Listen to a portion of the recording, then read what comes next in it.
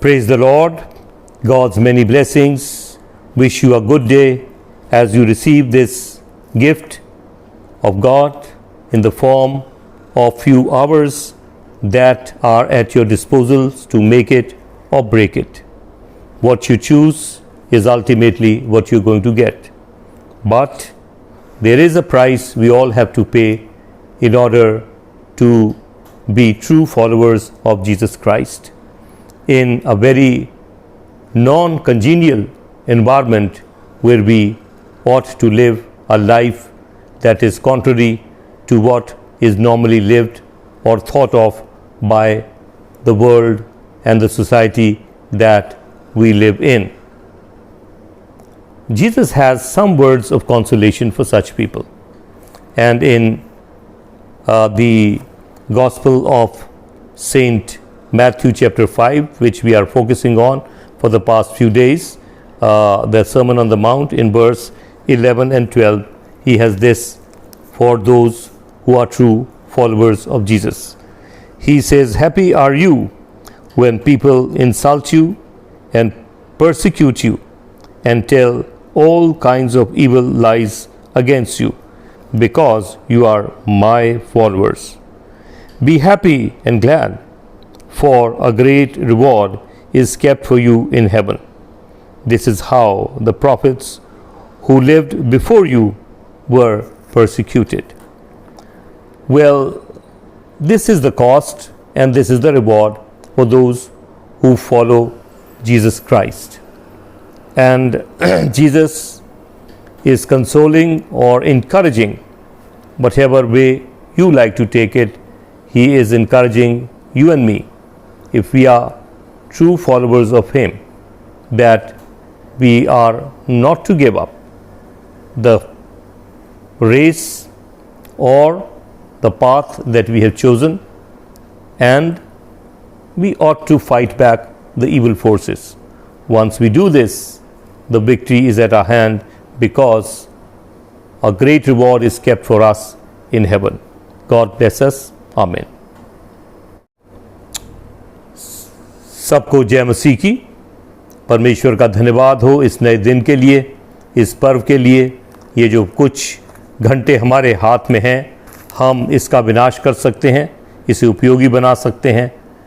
लेकिन जिस बात पर हम आज गौर करना चाहते हैं वो फिर मत्ती की इंजील के 5वें अध्याय में जो पर्वतीय उपदेश है उसके 11 और 12वें पद पर। और यहाँ पर प्रभु यीशु किनको कह रहे हैं जो उसके सच्चे पीछे चलने वाले हैं या उसके सच्चे शिष्य हैं, जो कब कहाँ पर कार्य कर रहे हैं, कैसे संसार में हैं जहाँ वातावरण बिल्कुल उनके विरुद्ध है, कि वो तो चाहते हैं कि उसकी गवाही दें, अच्छे भले कार्य करें, लेकिन ऐसी शक्तियों से घिरे हैं कि वहाँ उनके लिए घुटन है और हर प्रकार का अत्याचार उनके ऊपर होता है, ताकि जो रास्ते के रोड़े वो बने हैं वो हट जाए, कि जो बुराई का रास्ता है खुल जाए और वो जो है बुराई की बढ़ोतरी हो। लेकिन प्रभु यीशु ने कुछ अपने शिष्य जिनके अंदर अपनी रूह को फूंका है, उन्हें कुछ ट्रैफिक पुलिस की मानंद जगह जगह उसने नियुक्त कर दिया है, कि उनका काम है कि बुराई में रुकावट डालेंगे और ये उनको जारी रखना है। और इसीलिए प्रभु यीशु उन्हें उत्साहित करके कुछ ऐसी बातें कहते हैं 11वें और 12वें पद में, जो हमें मत्ती के इंजील के 5वें अध्याय में लिखा है। वो कहते हैं कि धन्य है वो जो मेरे पीछे चलने के कारण सताए जाते हैं, और लोग उनके ऊपर उनकी बेइज्जती तो करते हैं, उनके ऊपर उल्टे सीधे आरोप भी लगाते हैं।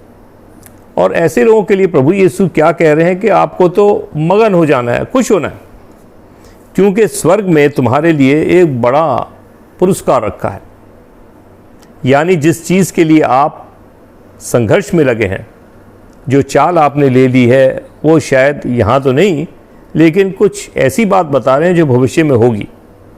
वो आपको उसकी संतुष्टि, उसका रिवॉर्ड, वो पुरस्कार आपके लिए नियुक्त किया गया है, क्योंकि आपने, वो आपकी तनख्वाह है, वो आपका रोज़ी है जो आपको प्राप्त होगी।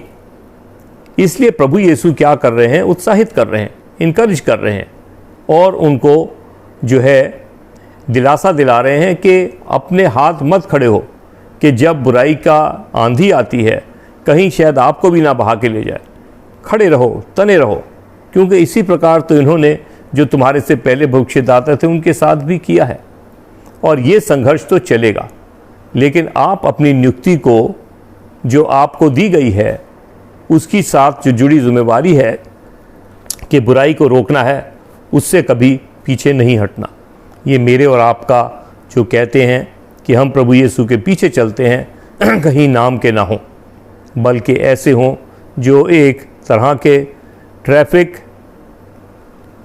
पुलिसमैन, एक ऐसे सिपाही हों जिसका कार्य ये है कि उसको बुराई के अंदर रुकावट डालनी है। और यदि ऐसा करेंगे तो हम अपना कार्य पूरा कर रहे हैं और दूसरे वाले भी फोर्सेस जो हैं, शक्तियां हैं, वो तो अपना काम करेंगी ही। उनको कैसे संतुष्टि मिलेगी? उनके अंदर तो घुटन हो रही है।